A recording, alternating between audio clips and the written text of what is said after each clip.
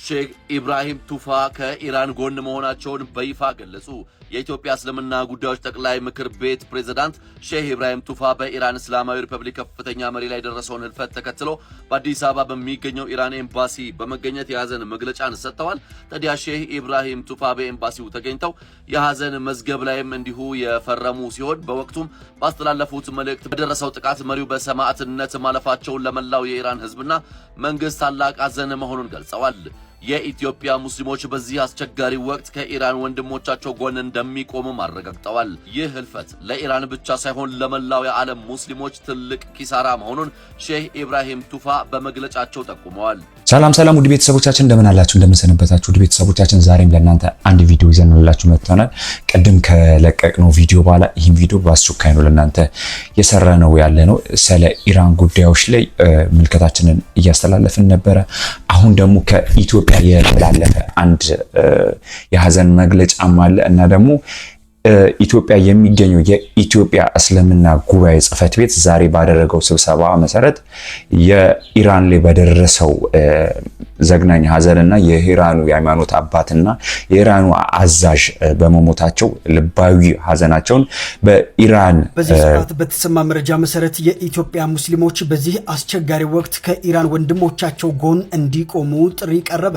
ሼክ ኢብራሂም ቱፋ ከኢራን ጎን መሆናቸው እንዲሁም በይፋ ገልጿል።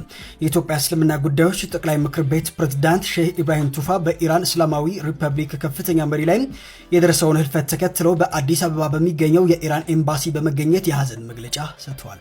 በደረሰው ጥቃት መሪው በሰማዕትነት ማለፋቸው ለመላው የኢራን ህዝብና እንዲሁም ደግሞ መንግስት ታላቅ ሐዘን መሆኑን ገልጸዋል።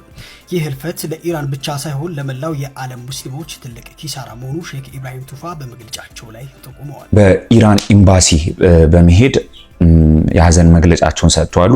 ሼክ ኢብራሂም አሊ እንደተናገሩት ከሆነ እኛም ሁሌም በሚሆንበት ደረጃ ላይ ከኢራን ጎን እንቆማለን በማለት መግለጫ አጠር ያለ መግለጫ መስጠታቸውንና ከኢራን ጎን መሆናቸውንና የተለያዩ ነገሮች ላይ ዱዓ በማድረግም በተለያዩ ነገር ከኢራን ጎን መሆኗን ገልጸዋል።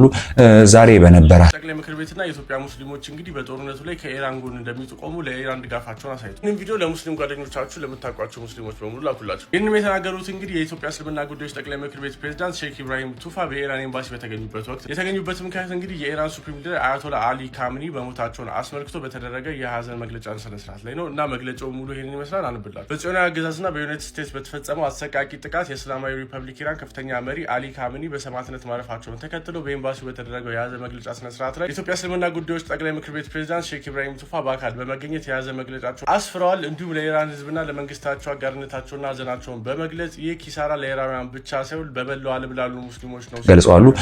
ዛሬ በነበራቸው ስብሰባ ላይም በኢራን ኤምባሲ በመሄድ የሐዘን መግለጫቸውንም ሰጥተዋልና የሐዘን መግለጫ ፍርሚያቸውንም አስተላልፈዋል። እንደምናውቀው የኢራኑ ጠቅላይ አዛዡና የሃይማኖት አባት የሆኑት ማረፋቸውንና በጦርነቱ ምክንያት ተመተው እንደሞቱ የምናውቀው ነውና ብዙ ምልከታዎችን በዚህ ቪዲዮ ላይ እየሰራውላችሁ ነበረ። ይሄን ብቻም ሳይሆን ጠቅላይ ሚኒስትር ዶክተር አብይም ብዙ ነገሮችን ዝምታቸውን ሰብሯሉ። ግን ከኢብራሂም ጋር ትንሽ የሚቃረን ይመስላል። ምክንያቱም ዶክተር አብይ የተናገሩት ብዙም ከኢራን ጎን አለመሆናቸውንና ይሄ ነገር ላይ ብዙ ተጽዕኖ ይፈጥራል ብዬ አስባለሁና የኢትዮጵያ እስልምና ጉባኤም ደግሞ ያው ይመለከቷል። ምክንያቱም አንድ ትልቅ አባት ነው የሞተውና ለዛ የሚመለከታቸውን መግለጫ መስጠትም ይችላሉ። ግን በዚህ ዙሪያ ላይ በጣም ውዥብሮች ይፈጠራሉ ብዬ አስባለሁ። ምክንያቱም እንደ ሃይማኖት አባትም እሳቸው ልክ ናቸው። የሐዘን መግለጫቸውን መስጠታቸው ነው የሚሰማቸውን ነገር ተናግረዋል። ምክንያቱም በብዙ ኢራንን እንደምናውቀው የእስልምና እምነት ተከታይ ናቸውና በአብዛኛው በሚባሉ ደረጃ 95% በሚባሉ ደረጃ የእስልምና እምነት ተከታዮች ያሉባቸው ሀገር ናቸውና እንደ ኢትዮጵያ የእስልምና ጉባኤም ደግሞ ያው ብዙ የአንድ ሃይማኖት ታርጌት ተደርጎ ሲሞት የሚሰማቸውን ነገር ያው የመግለጽ ግዴታም መብትም ስላላቸው ልባዊ ሐዘናቸውን መግለጽ ይችላሉ። ግን እንደ ኢትዮጵያ ጠቅላይ ሚኒስተርና እንደ ያለው ነባራዊ ሁኔታ ይሄ ነገር ትንሽ ውዝብሮችን ይፈጥራል ብዬ አስባለሁ። ግን ያም ሆነ ያው ብዙ ሃይማኖት ላይ ብዙ ሰዎች ሲሞቱ የሆነ ሃይማኖትን ታርጌት ተደርጎ ሲገደሉ ብዙ የሃይማኖት አባቶች ያው መግለጫቸውን እንደሚሰጡ እናውቃለን። አሁን ግን ያው የኢብራሂም ደግሞ እንደ ኢትዮጵያም ደግሞ ከጎናችን ናቸው በማለት የሰጡት መግለጫ ደግሞ ብዙ የሚዲያ አጋራት ያነጋገረና ያስገረመ ነገር ነውና አሁን እየተሰማ ሰበር መረጃ አለ። የኢትዮጵያ እስልምና ጉዳዮች ጠቅላይ ምክር ቤት ፕሬዝዳንት ሼክ ኢብራሂም ቱፋ አዲስ አበባ በሚገኘው የኢራን ኤምባሲ በመገኘት ከኢራን ጎን መሆናቸውን በይፋ አረጋግጠዋል። የኢራን ከፍተኛ መሪ በደረሰባቸው ጥቃት መሞታቸውን ተከትሎ ሼክ ኢብራሂም የሐዘን መዝገብ ላይም ፈርመዋል። የኢትዮጵያ ሙስሊሞች በዚህ አስቸጋሪ ወቅት ከኢራን ወንድሞቻቸው ጎን ይቆማሉ ያሉት ሼኩ ህልፈቱ ለመላው የእስልምና ዓለም ትልቅ ኪሳራ መሆኑን ገልጸዋል። የእናንተንም ይህ ነገር ላይ ብዙ ሰዎች ጥያቄ ፈጥሮባቸዋል። ምክንያቱም ኢትዮጵያ በሃይማኖት አባቷ ወይም በኢትዮጵያ እስልምና ጉባኤ ሰብሳቢ ወይም በእስልምና ጉባኤ ወደ ኢራን ወገናት ወይም ወደ አሜሪካን ወደ ተለያዩ ወገናት የሚሉ ነገሮች ላይ ጥያቄ ይፈጥራል ብዬ አስባለሁ። ጥሩ ጎኑ ደግሞ ያው ከኢራን ጎን የሆኑ ሰዎች ያው ኢራን ታርጌት አታደርጋቸውም እና ያ ነገር ጥሩ ይሆናል ብዬ አስባለሁ። ግን ያም ሆነ ያው እንደ ሰውኛ ደግሞ ያው የሚሰማንን ሐዘን መግለጽ ያለ ነውና ይህን ሐዘን ሰበር የተባለ ዜና ስለሆነ ነው ለእናንተ ይዤላችሁ የቀረብኩኝ። ወደ ቤተሰቦቻችን ጉዳዮች ጠቅላይ ምክር ቤት ፕሬዝዳንት ሀጂ ኢብራሂም ቱፋ በይፋ ከኢራን ጎን መሆናቸውን ገልጸዋል። በዛሬው ዕለትም አዲስ አበባ በሚገኘው የኢራን ኤምባሲ የተገኙት ሼህ ኢብራሂም ቱፋ ታዲያም በእስራኤልና በአሜሪካ በኢራናውያን ላይ እየተፈጸመ ያለውን ግፍም አውግዘው በይፋ ከኢራን ጎን መሆናቸውንም ገልጸዋል። ዛሬው ዕለት በኤምባሲው በተደረገው የሐዘን መግለጫ ስነ ስርዓት ላይ ሼህ ኢብራሂም ቱፋ በአካል በመገኘት የሐዘን መግለጫቸውን አስፍረዋል። እንዲሁም ደግሞ ለኢራን ህዝብና መንግስት አጋርነታቸውን የገለጹ ሲሆን ይህ ኪሳራ ለኢራናውያን ብቻ ሳይሆን በመላው ዓለም ላሉ ሙስሊሞች ሁሉ ነው ሲሉ ማረጋገጣቸውን ከኤምባሲው ይፋዊ ገጽ ላይ ተመልክቻለሁ። ወደ ቤተሰቦቻችን ቻናል ለብዙዎች እንዲደርስ ላይክ፣ ሼር፣ ሰብስክራይብ በማድረግ አጋርነቱን ትገልጹ ዘንድ በአክብሮት ጠይቃለሁ። አሁንም ቢሆን ያው የኢራን እና የእስራኤል ጦርነት አሁን በሰማናቸው ዜናዎች ላይ በየሰዓቱ ላይ የሚወጡ አፕዴቶች አሉና በጣም አሳሳቢ በሆነ ደረጃ ላይ እየደረሰ ነው።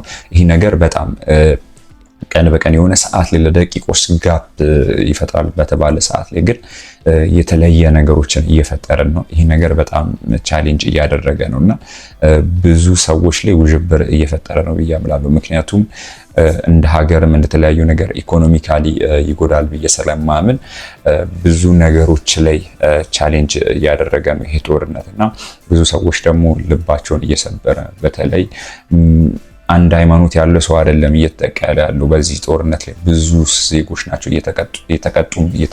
እየተጎዱም ያሉትና እንደ ሀገርም ብቻ ሰብ እንደ ግለሰብም ብዙ ሰዎች እየተጎዱ ነውና በዚህ ጦርነት ላይ ይብዛም አይነስም ብዙ ሰዎች ህይወታቸው እያለፈ እንደሆነ የምናውቀው ነው። ግን ይህን ሁሉ በማድረግ አሁን ያለን አማራጭ ከምንም በላይ ወደ ፈጣሪያችን መቅረብ ነውና ሁላችንም ወደሚሰማን ፈጣሪያችን ብንቀርብና ከዚህ ጦርነት ፈጣሪ እኛንም ገለል እንዲያደርገን እንጸልያለን። በየሃይማኖታችን ሙስሊሞች በዱዓ ክርስቲያኖች ደግሞ በጸሎታችሁ